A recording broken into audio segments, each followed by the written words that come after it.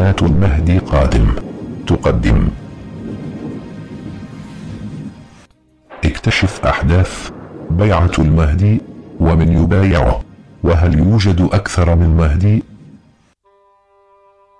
أكد سيدنا محمد صلى الله عليه وآله وصحبه وسلم بأن الظروف السياسية بالحجاز وشبه الجزيرة العربية عامة بمدلولها السياسي الحالي ستكون في حال من القلاقل والاختلاف الذي يسبق خروج المهدي عن سلمة زوجة النبي صلى الله عليه وآله وصحبه وسلم قال: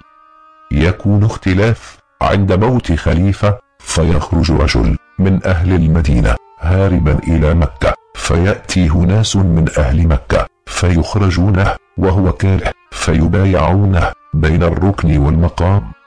ويبعث إليه بعث من الشام فيخسف بهم بالبيداء بين مكة والمدينة، فإذا رأى الناس ذلك أتاه أبدال الشام وعصائب أهل العراق فيبايعون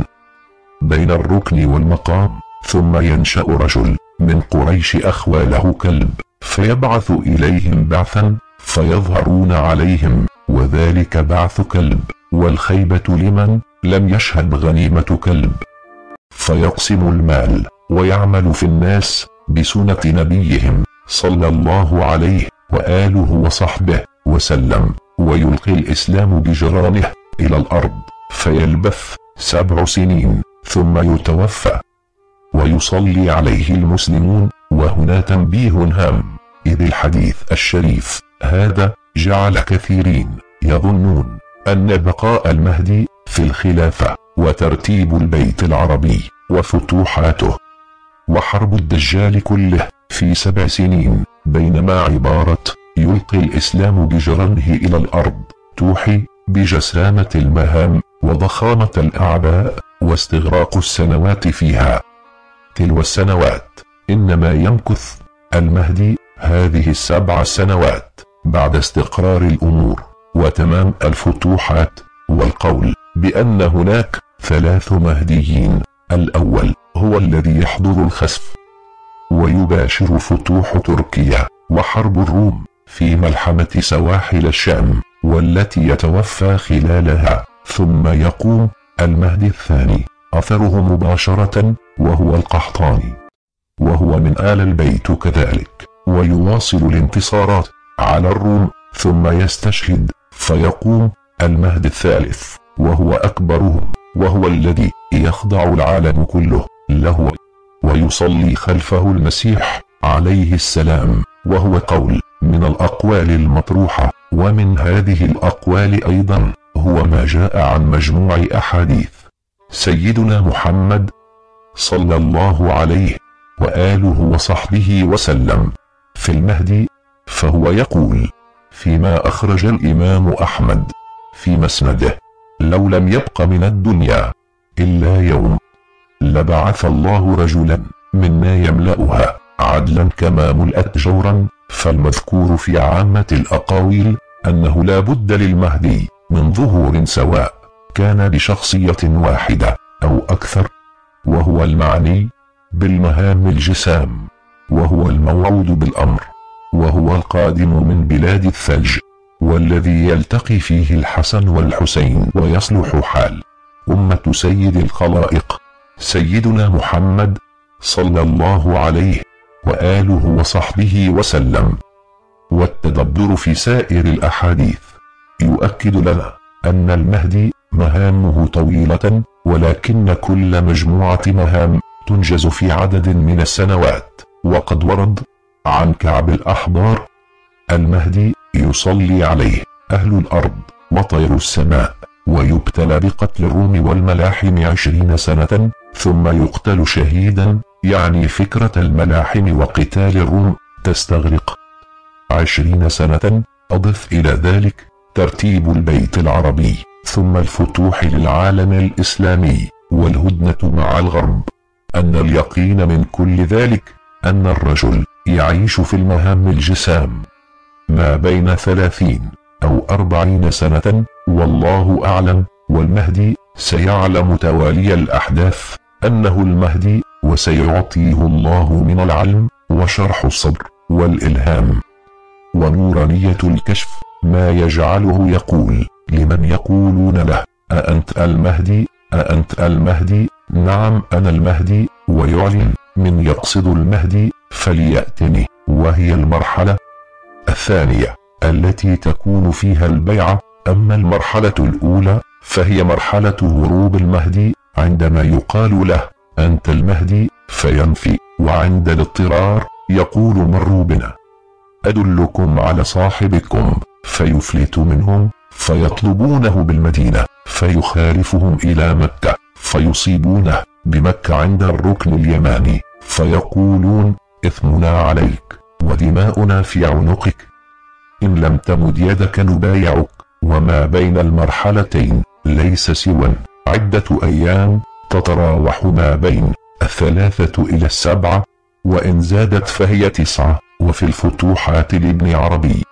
يخرج على فترة من الدين يزع الله به ما لا يزع بالقرآن، يصبح أعلم الناس وأكرم الناس وأشجع الناس، يمشي النصر بين يديه لا يخطئ،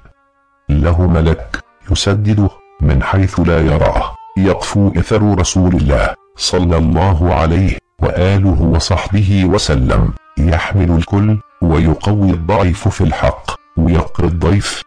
يفتح المدينة الرومية بالتكبير في 70,000 من ولد إسحاق، يشهد الملحمة العظمى مأدبة الله في عكا مرج عكا، يبيد الظلم وأهله، يقيم الدين، ينفخ الروح في المسلمين، يعز به الإسلام بعد ذله، ويحيا بعد موته، من نزعه خذل، يظهر من الدين ما هو الدين عليه في نفسه ما لو كان رسول الله صلى الله عليه وآله وصحبه وسلم لحكم به، يرفع المذاهب من الأرض، فلا يبقى إلا الدين الخالص، أعداؤه مقلدة العلماء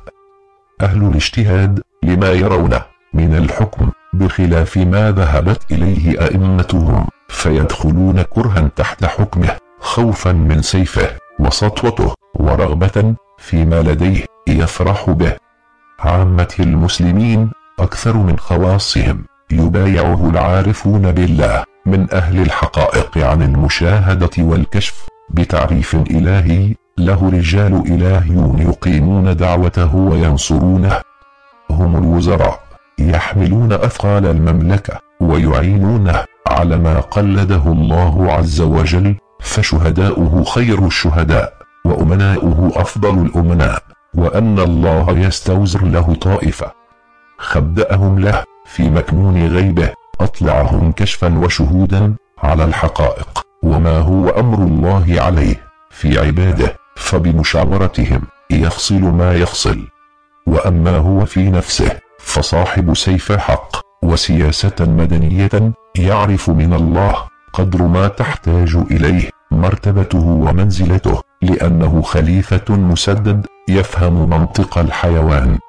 ويسري عدله في الإنس والجان من أسرار علم وزرائه الذين استوزرهم الله له. قوله تعالى: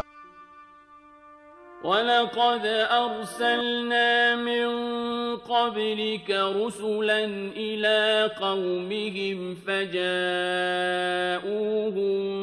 بالبينات فانتقمنا من الذين أجرموا وكان حقا علينا نصر المؤمنين. وهم على خطب رجال من الصحابة صدقوا ما عاهدوا الله عليه، فقد ورد في النسخة الأصلية للفتوحات لابن عربي عن وزرائه ورجاله، وهم من العرب والأعاجم، يتكلمون بلسان عربي فصيح، وفيهم النجباء من مصر، أهل العلم والفهم والسياسة والكشف وأبدال الشان الكرام، فهو يستشير أدبا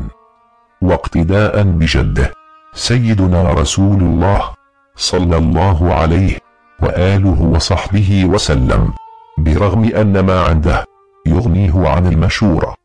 ولكنها حقيقة ريادة حضارة الإسلام للبشرية تعتمد ما اصطلح عليه البشر من خير، والشورى خير كبير. والله أعلم.